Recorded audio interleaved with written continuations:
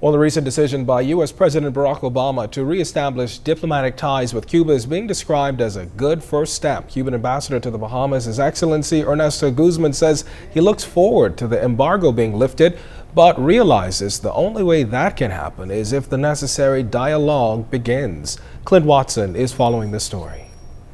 The only way that we have to resolve those differences and to move forward is to establish a bilateral dialogue. And for Cuban Ambassador His Excellency Ernesto Guzman, that's a good place to begin to address the outstanding issues that exist between the two nations. The announcement is being met with its share of criticism by Cuban Americans who say Cuba needs its own democracy, but the ambassador says those people are living in the past.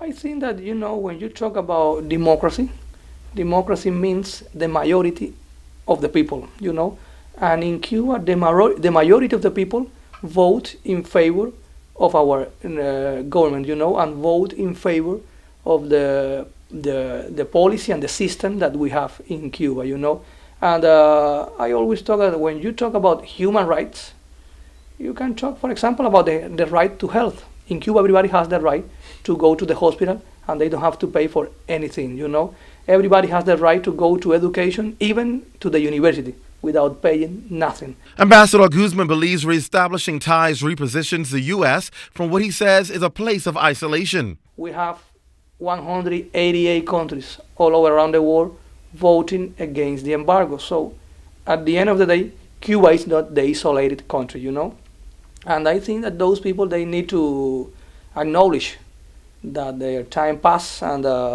this is a new era. Guzman suggests that the Bahamas not be concerned about the tourism product taking a hit with the possible opening of Cuba to Americans.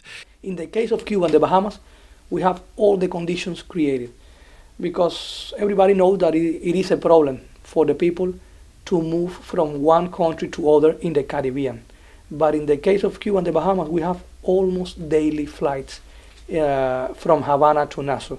And now we have a weekly flight from Freeport. He suggests both nations capitalize on the unique features of the two countries and promote them as such. Clint Watson, ZNS Network News.